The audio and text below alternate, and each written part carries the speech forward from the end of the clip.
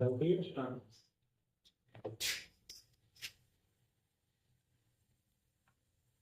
मित्रों, नमस्कार।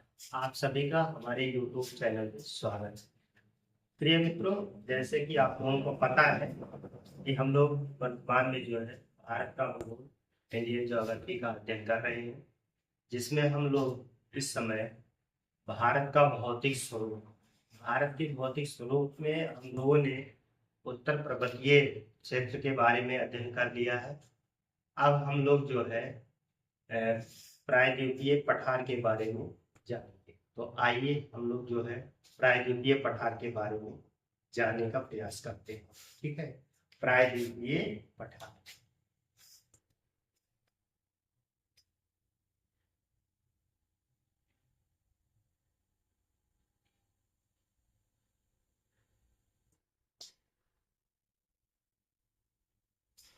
प्रायद्वीपीय पठार, तो प्रायद्वीपीय पठार जो है ये हमारा वर्तमान का जो एक वीडियो रहेगा प्रायद्वीपीय पठार। तो प्रायद्वीप क्या होता है, सबसे पहले इसको आप लोग यहाँ पे समझ लीजिए कि जैसे हमें एक भारत का मैप बना लेते हैं।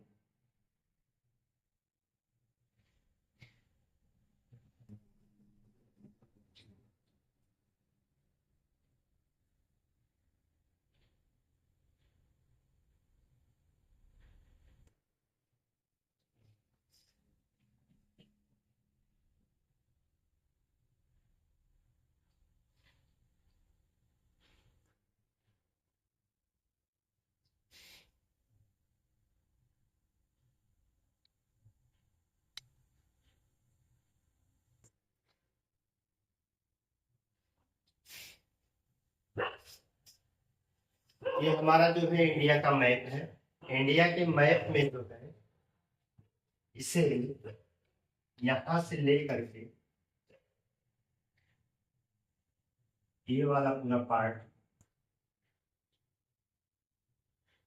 को हम दूसरे कलर से बना देंगे।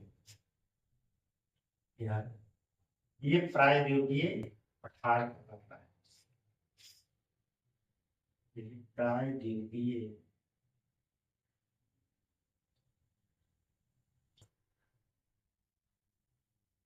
प्रायद्वीपीय पठार, ठीक है। ये जो इसका पार्ट है, अभी हम इसको क्लियर करेंगे कहाँ से।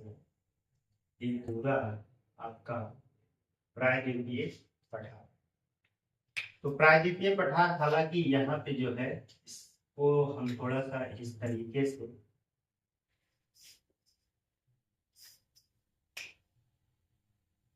कलर चेंज कर देंगे, तभी बात समझ में आएगी।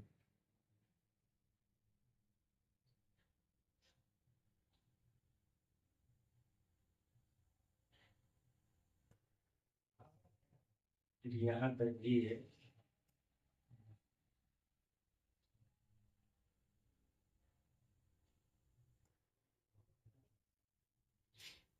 तो जितना हमने जो है रेड कलर से बनाया है, ये प्रायद्वीपीय पठार के अंतर्गत आएगा। प्रायद्वीप क्या चीज होता है, इसको आप लोग नोट कर लीजिए। प्रायद्वीप क्या है, तो सबसे पहले तो हम प्रायद्वीप के बारे में करेंगे। प्रायद्वीप,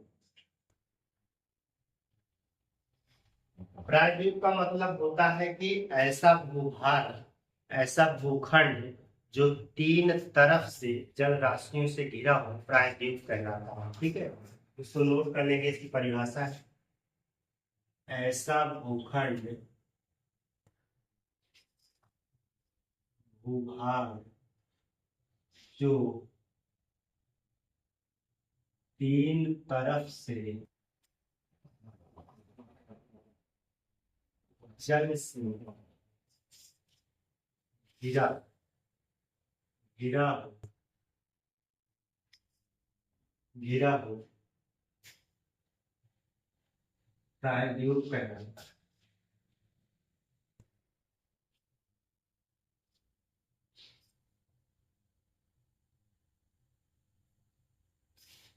प्रायद्वीप का मतलब होता है कि ऐसा भूखंड या भूभाग जो तीन तरफ से, तो देखिए यहाँ पे आप देखेंगे कि इधर जो है अरब सागर है, अरब सागर है। इधर आप देखेंगे हिंद महासागर है, हिंद महासागर है। और इधर आप देखेंगे तो बंगाल की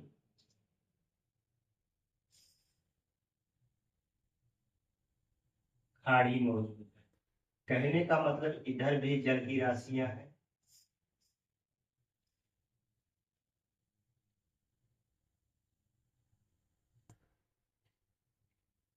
और यहाँ भी जल की राशियां हैं। ठीक है, यहाँ भी जल राशियां विद्यमान है और इधर भी जल राशियां हैं।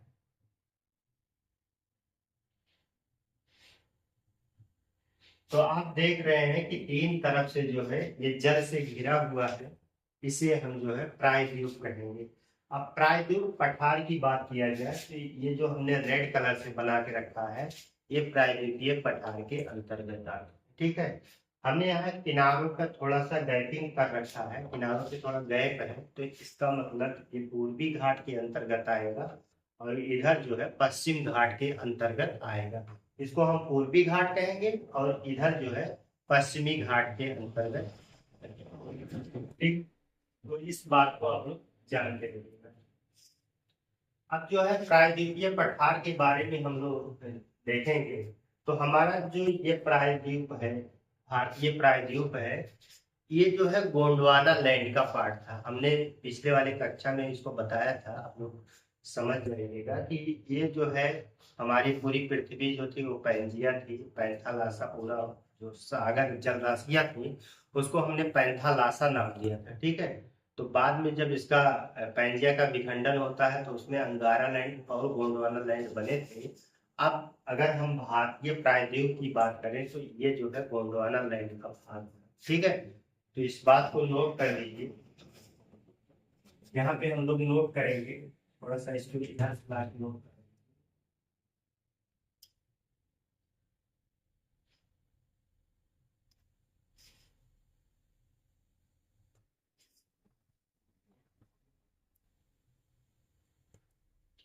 यह प्राचीन गोंडवाना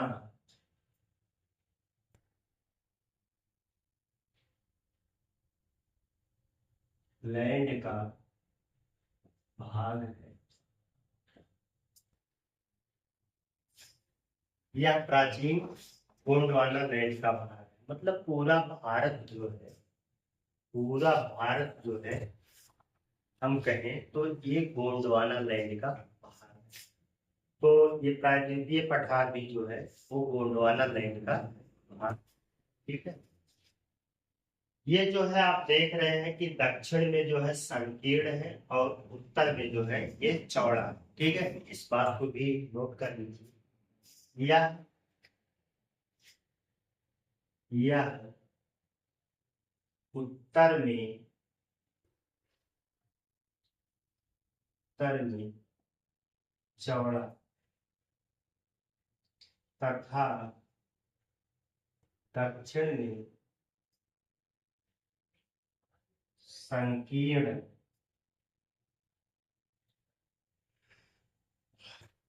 उत्तर में चौड़ा तथा दक्षिण में संकीर्ण है। ठीक है, अब आप देखेंगे कि पूरा इस प्रायद्वीपीय पठार का निर्माण कैसे हुआ है। तो इसका निर्माण जो है यह यह क्रिस्टलीय, क्रिस्टलीय आग्नेय एवं रूपांतरित, रूपांतरित शैलों से निर्मित है, इससे बना हुआ है। इस पॉइंट को आप लोग नोट करेंगे तो ये किससे बना हुआ है, तो आप कहिएगा कि आग्नेय, आग्नेय रूपांतरित और क्रिस्टलीय चट्टानों से निर्मित है। ठीक है, अब इसके बाद जो है इसकी जो आप देखेंगे यहाँ पे लंबाई चौड़ाई अगर देखेंगे तो इसकी उत्तर से दक्षिण जो है लंबाई यह उत्तर से दक्षिण में 1600 किलोमीटर 1600 किलोमीटर तथा तथा अगर आप देखिए यहाँ पे जो है आप इधर देखेंगे पतला हो गया है, संकीर्ण है। जैसे जैसे ऊपर की तरफ बढ़ेंगे तो ये जो है चौड़ा होता जाता है। अगर हम इसका औसत निकालेंगे, इसका औसत देखेंगे तो 1400 किलोमीटर आएगा। यानी कि अगर हम यहाँ 20 से देखें, ठीक है, अगर हम इस बीच वाली बात देखें तो 1400, और यहाँ पे पूरा अगर हम इसको देखें 1600 किलोमीटर है, ठीक है। तथा पूर्व से पश्चिम, पूर्व से पश्चिम, पूर्व से पश्चिम में 1400 किलोमीटर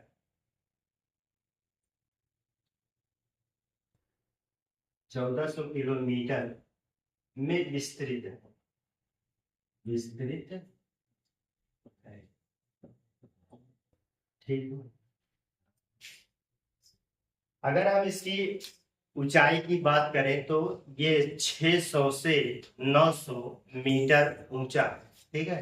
ऊंचाई मतलब जो समुद्र तल से प्रायः इसकी ऊंचाई नापी जाती है, ये 600 से 900 मीटर तक ऊंचा है। इस पॉइंट को ध्यान रखिए। यह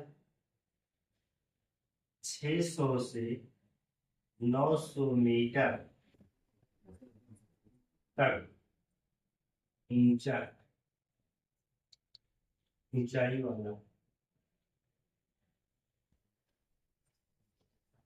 तो कहीं कहीं 600 मीटर, फिर जो है कहीं कहीं जो है ये 900 मीटर, 800 मीटर, ठीक है। इस तरीके से इसकी औसत ऊंचाई ये रहेगी, ठीक है।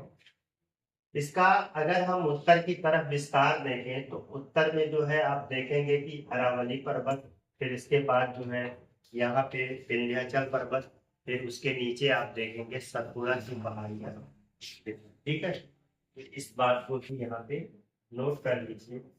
यह उत्तर में, यह उत्तर में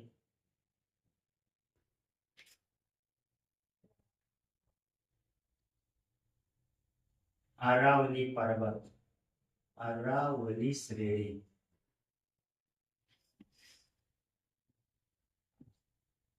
विंध्याचल श्रेणी, विंध्याचल श्रेणी और सतपुड़ा श्रेणी,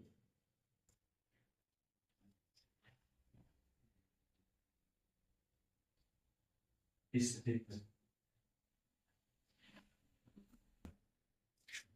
यहाँ जाकर इसके उत्तर में, इसके इसके उत्तर में अरावली श्रेणी, विंध्याचल श्रेणी और सतपुड़ा की श्रेणियां मौजूद है, ठीक है। तो इस बात को जो है आप लोग समझ जाइए। ये हमारा जो है प्रायद्वीपीय पठार है, ठीक है।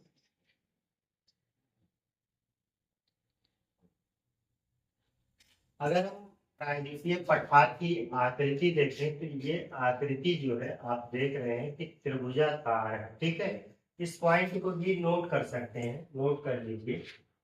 इसकी आकृति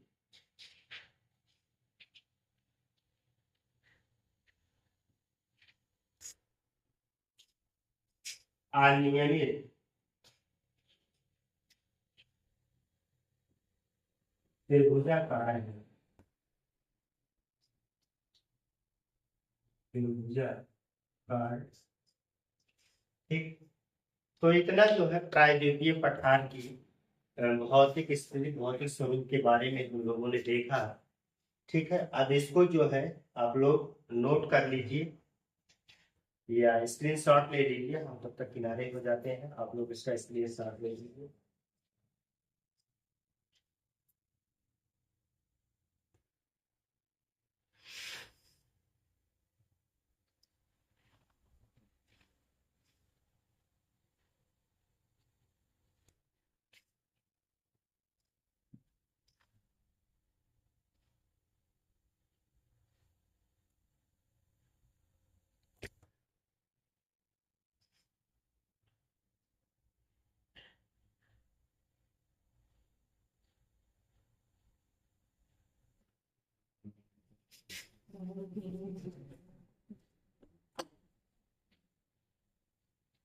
अब जो है हम थोड़ा सा ये जो सिरा आप देख रहे हैं अरावली श्रेणी, ठीक है। तो अब हम जो है अरावली श्रेणी के बारे में देखेंगे। तो आप लोग पहले डाल दीजिएगा अरावली श्रेणी।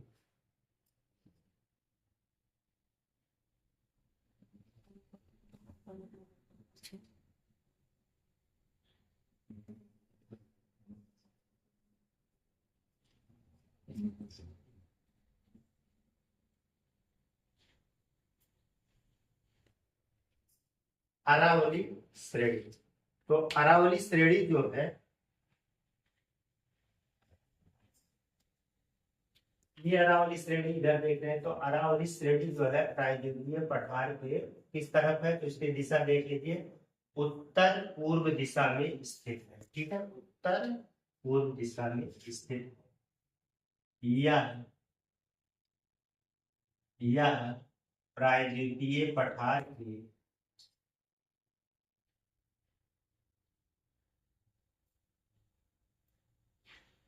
उत्तर पूर्व में स्थित है।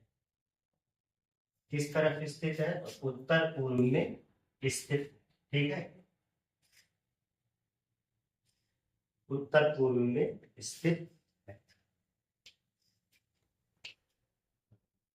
दक्षिण पश्चिम पश्चिम में पालनपुर, पालनपुर कहाँ है, गुजरात में, गुजरात से उत्तर पूर्व, उत्तर पूर्व में दिल्ली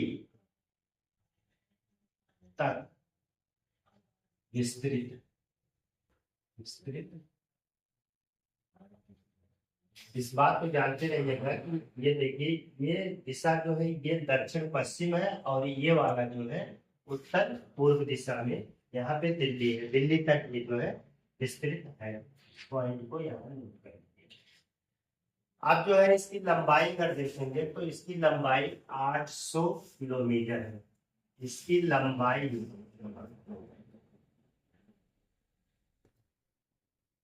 800 किलोमीटर, इसकी लंबाई पूछी जा सकती है, इसलिए इसकी लंबाई अगर यहाँ से यहाँ तक पूरी इसकी लंबाई देखेंगे तो 800 किलोमीटर, ठीक है।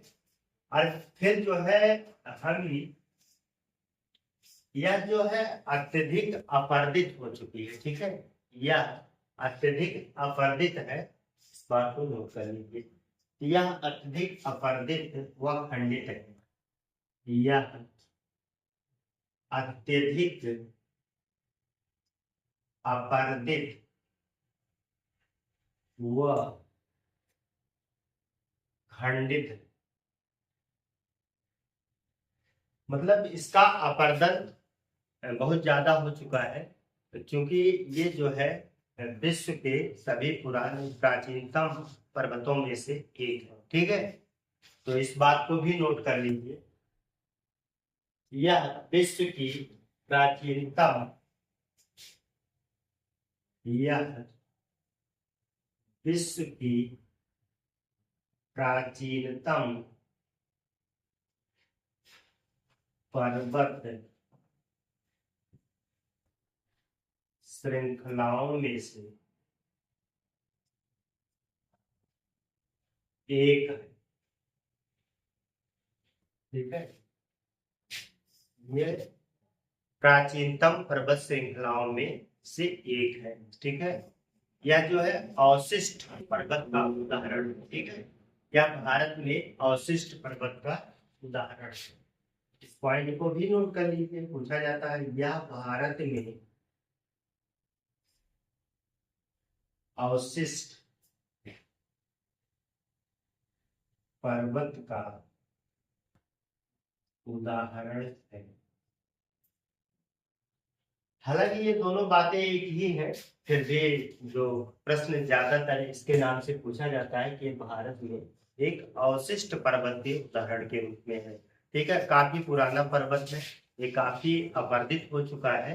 तो इस बात को आप लोग जो है थोड़ा समझते रहिएगा। ठीक, अगर आप देखिएगा तो इसकी जो है औसत ऊंचाई अगर देखेंगे 300 से 920 किलोमीटर तक है। ठीक है, अगर आप देखिए यहाँ पे बढ़ा लीजिएगा कि ऊंचाई जो है इसकी ऊंचाई देखिएगा तो 320 मीटर से 920 मीटर तक है। ठीक है, इसकी ऊंचाई जो है 320 से लेके 300 से लेकर सॉरी इसको 300 कर लीजिएगा, 300 मीटर से लेकर के 920 मीटर तक इसकी ऊंचाई है। ठीक, अब जो है इसके सर्वोच्च शिखर की बात करें तो इसका सर्वोच्च शिखर जो है गुरु शिखर है। ठीक है, जिसकी ऊंचाई जो है 1722 मीटर है। परीक्षा में पूछा जाता है कि जो है इसकी सर्वोच्च शिखर कौन सा है, तो आप कह दीजिए गुरु शिखर। ठीक है, जो आबू पहाड़ी पर स्थित। ठीक है, इस बात को नोट कर लीजिए।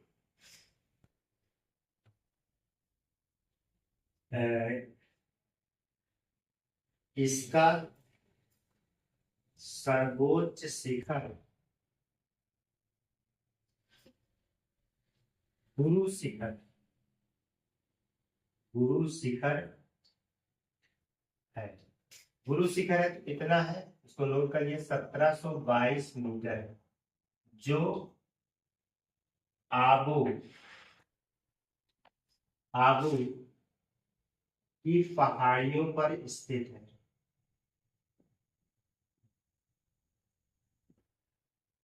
स्थित, ठीक है, जो आबू की पहाड़ियों पर स्थित है।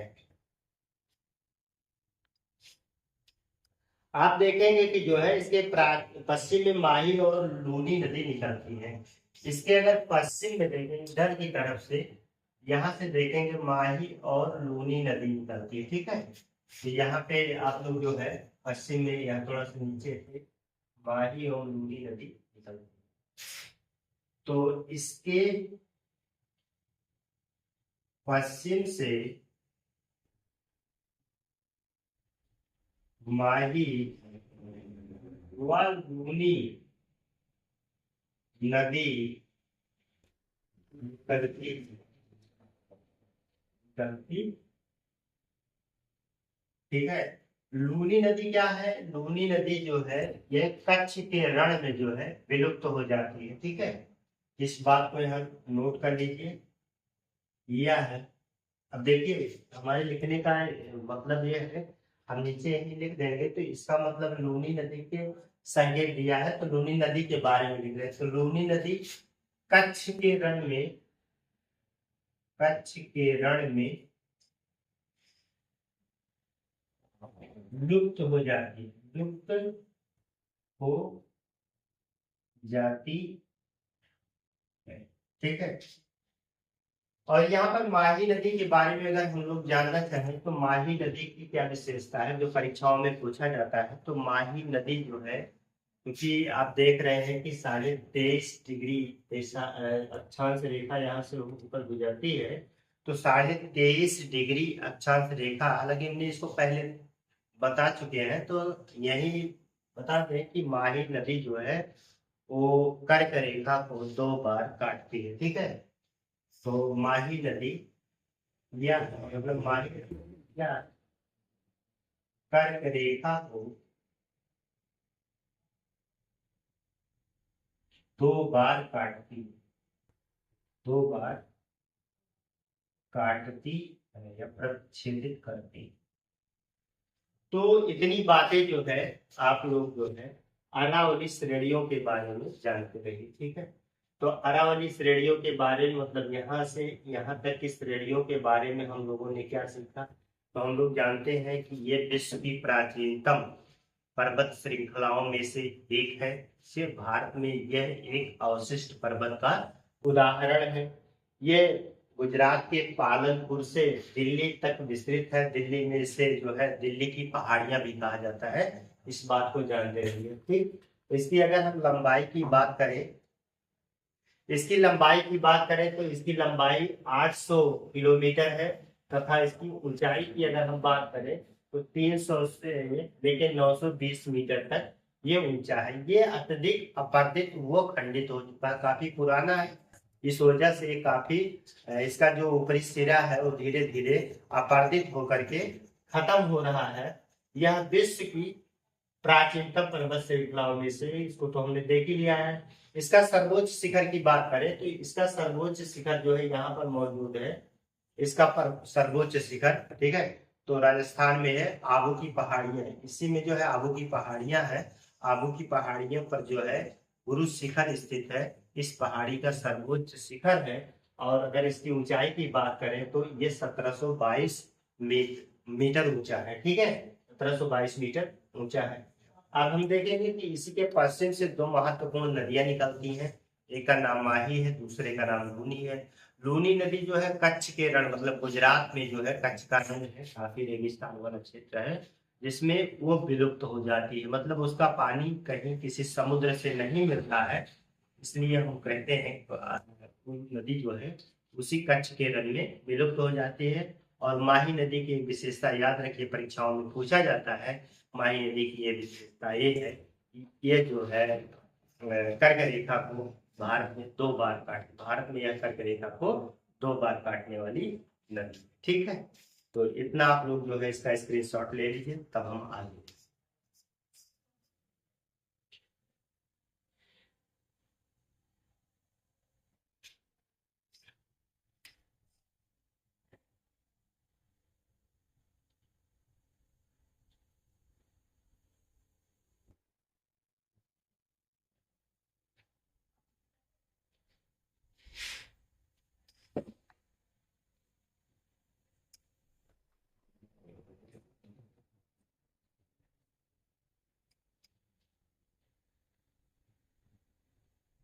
इसके बाद है विंध्याचल श्रेणी। इसके बाद जो है विंध्याचल श्रेणी के बारे में हम लोग देखेंगे। विंध्याचल श्रेणी, विंध्याचल रेंज।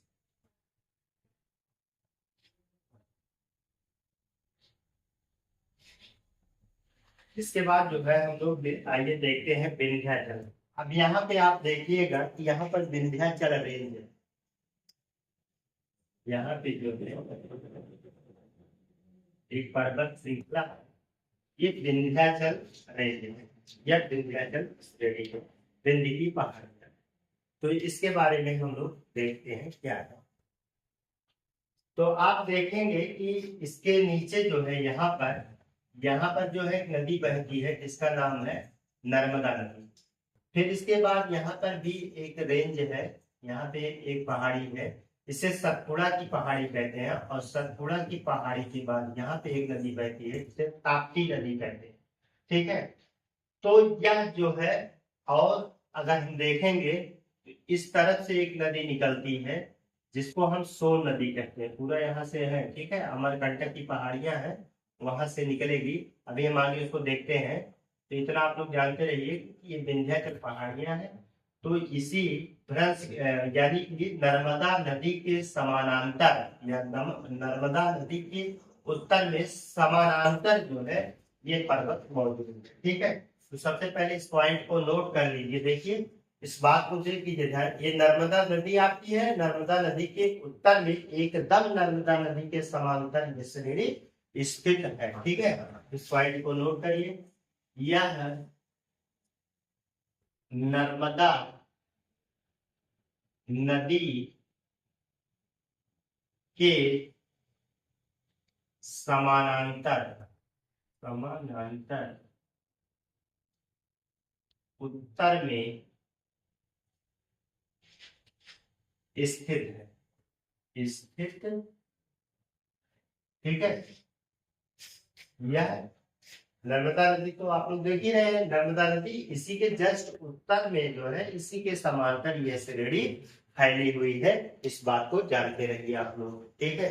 यह अत्यधिक पुरानी व घर्षित मोड़दार पर्वत श्रेणी है। ठीक है, यह अत्यधिक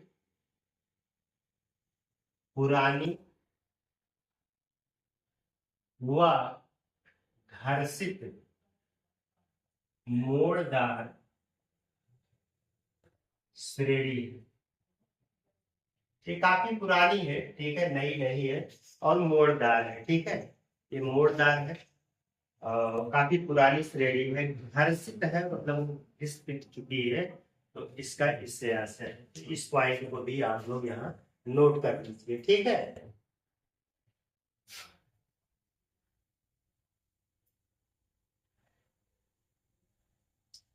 और इसकी एक महत्वपूर्ण विशेषता ये है कि ये जो है उत्तर भारत को दक्षिण भारत से अलग करती है। यह उत्तर भारत को दक्षिण भारत से अलग करती। ठीक है, कहने का मतलब है कि यह उत्तर भारत और दक्षिण भारत में विभाजक के रूप में, कि हालांकि प्रश्न पूछा जाता है कि निम्नलिखित में से कौन उत्तर और दक्षिण भारत में विभाजक के रूप में कार्य करती है, तो आप बताइएगा कि जो है यही जो हमारा विंध्य श्रेणी है या विंध्याचल श्रेणी है, ये जो है विभाजक के रूप में कार्य करती है। इस बात को जानते हैं। ठीक है, अब अगर आप देखेंगे विंध्याचल के उत्तर में, तो विंध्याचल के उत्तर में मालवा का पठार स्थित है। ठीक है, क्या है? मालवा का पठार। इस पॉइंट को भी यहाँ पे आप यहाँ देख लीजिए। यहाँ पे आप देखेंगे कि ये पूरा मालवा का पठार है। ठीक है, तो मालवा का पठार काफी विस्तृत है, तो आप इस रेंज पे पूरा देखेंगे ये मालवा का पठार है। ठीक है, इस पॉइंट को हम लोग नोट करेंगे, मालवा का पठार।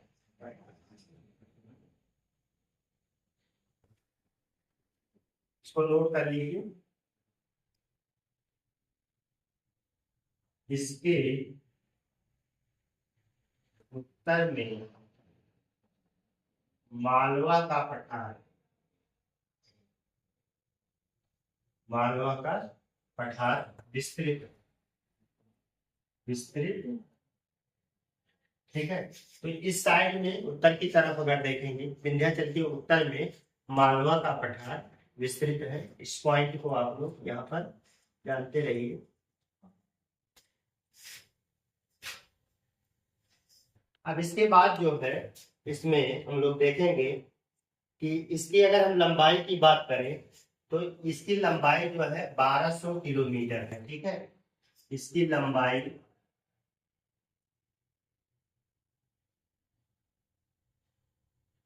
1200 किलोमीटर है, तथा ऊंचाई अगर हम देखें तो इसकी ऊंचाई जो है इसकी ऊंचाई देखेंगे 450 से लेके 600 मीटर तक है। 450 मीटर से 600 मीटर तक है। ठीक है, इसकी ऊंचाई की अगर बात करें तो ये 450 से लेकर के 600 मीटर तक ये ऊंचा है। इस पर्वत की बात कर रहे हैं। ठीक है, इस श्रेणी की बात कर रहे हैं। अगर हम लोग देखें कि इसकी सर्वोच्च शिखर क्या है, तो इसके सर्वोच्च शिखर जो है उसको गुडविल के नाम से जानते हैं। ठीक है, इसका सर्वोच्च शिखर, इसका सर्वोच्च शिखर, इसका सर्वोच्च शिखर जो है, सर्वोच्च शिखर गुडविल पीक, यहाँ पर जो है इसको गुडविल पीक, या इसी को जो है या सद्भावना भावना शिखर, शिखर, सद्भावना शिखर।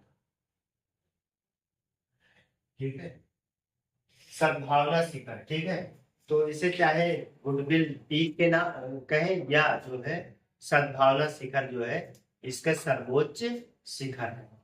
तो ये सब बातें जो है हम लोग विंध्याचल पहाड़ियों के अंतर्गत या विंध्याचल पर्वत श्रेणी के अंतर्गत हम लोग देख रहे हैं।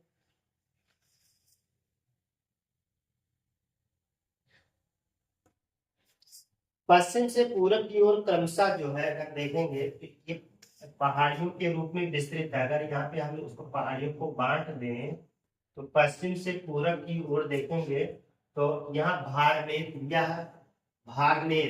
भारनेर कैमूर, ठीक है, भारनेर कैमूर और पारसनाथ पहाड़ियों के रूप में है, ठीक है।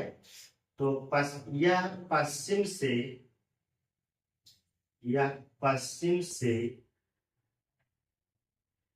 पूर्व की ओर, पश्चिम से पूर्व की ओर भारनेर भारनेर कैमूर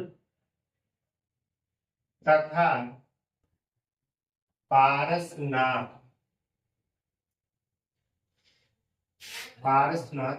पहाड़ियों के रूप में विस्तृत है, पहाड़ियों के रूप में है।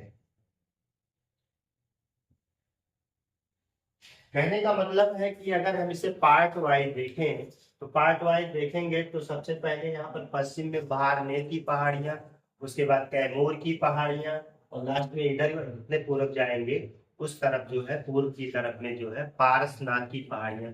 तो छोटी छोटी पहाड़ियों से मिलकर पूरा विंध्याचल की पहाड़ियां बनी है। तो इस बात को आप लोग नोट कर लीजिएगा, ठीक है।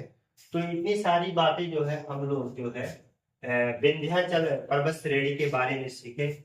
आप लोग को जो है समझते हैं कि ये समझ में आ गया होगा, ठीक है। इसको आप लोग जो है नोट डाउन कर लीजिए। तब हम इसके बाद दूसरी क्लास दूसरे जो है सतपुड़ा की पहाड़ियों पर आते हैं, ठीक है, नोट कर लीजिए।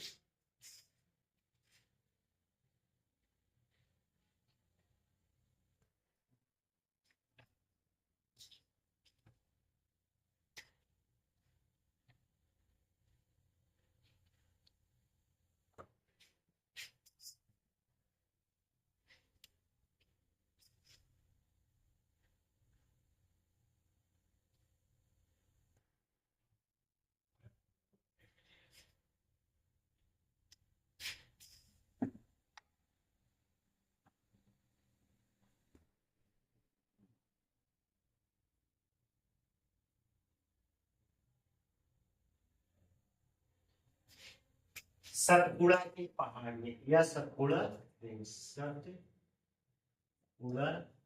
श्रेणी, सतपुड़ा श्रेणी।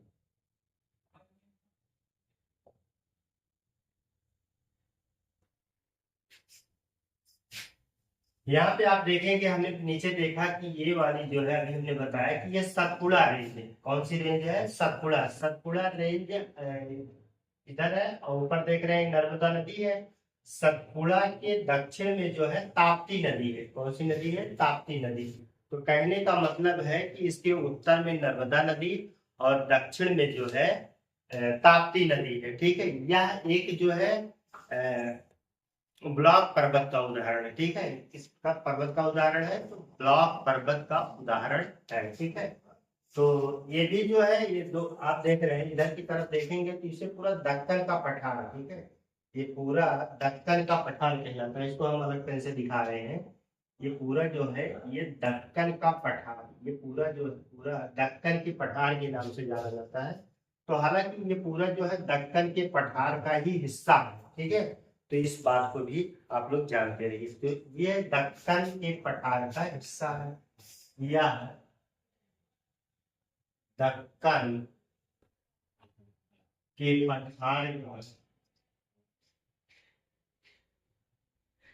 का ही भाग है, ठीक है। यह एक ब्लॉक पर्वत का उदाहरण है। उदाहरण है तो मतलब यह एक ब्लॉक पर्वत है। ब्लॉक पर्वत का मतलब क्या होता है कि यहाँ पे जो है, इधर समझ लीजिए कि कोई समतल प्लेट था, ठीक है, ये कोई समतल प्लेट है और इस प्लेटों के किनारे जो है ये वाला किनारा और ये वाला किनारा, ठीक है, ये वाला किनारा इधर को धंस जाए और ये वाला ऊपर की तरफ उठ जाए, तो ऊपर ऊंचाई पर उठने पर जो है वह ये उठा हुआ है, तो इसी को जो है हम ब्लॉक पर्वत के अंतर्गत या इसी को हार्स्ट पर्वत भी कहा जाता है, ठीक है। तो ये ब्लॉक पर्वत या हार्स्ट पर्वत इसी को कहा जाता है। ये दोनों किनारे उसके बैठ जाए और बीच वाला पोर्शन जो है उठ जाए, ये हार्स्ट या ब्लॉक पर्वत का उदाहरण माना जाता है। तो हमारा जो सतपुड़ा रेंज है इसी के रेंज में है, ठीक है, इसको जानते रहिएगा। तो हम लोग कहेंगे ये ब्लॉक पर्वत का उदाहरण है, ठीक है। अब इस पॉइंट को भी देख लीजिए, इसके उत्तर में नर्मदा तथा दक्षिण में ताप्ती नदी प्रवाहित होती है,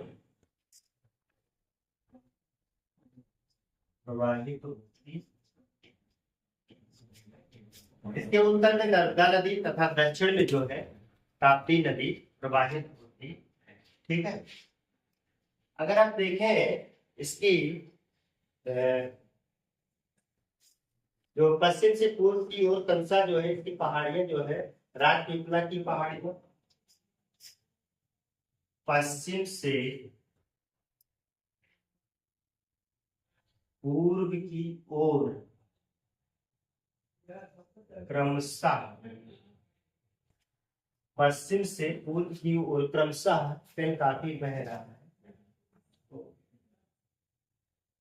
बार बार साफ करना पड़ रहा है, इंक इसमें ज्यादा हो गया इसी वजह से पेन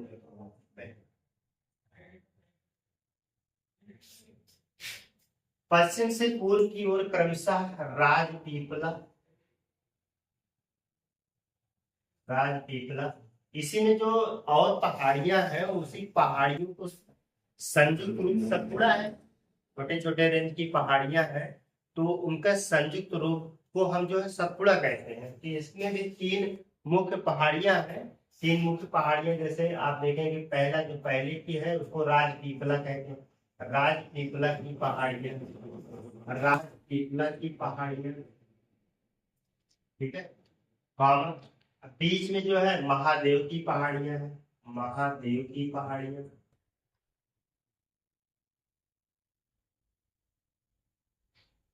तथा मैकाले की पहाड़ी, मैकाले की पहाड़ियों, मैकाले की पहाड़ियों के रूप में विस्तृत विस्तृत। तो आप यहाँ पे देखेंगे, हम फिर से इसको बना दे रहे हैं, थोड़ा सा प्राकृतिक के पूरा मिटा दे रहे हैं, तो पूरा जो है इसको हम सतपुड़ा के नाम से जानेंगे, ठीक है। ये पूरी पहाड़ी जो है सतपुड़ा के नाम से है।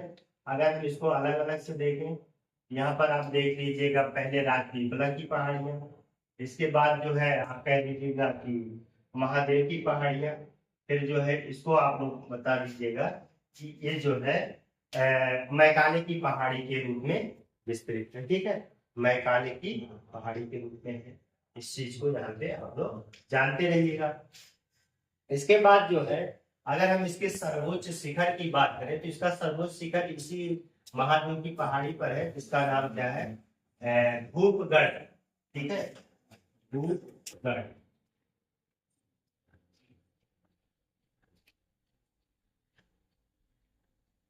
इसका सर्वोच्च शिखर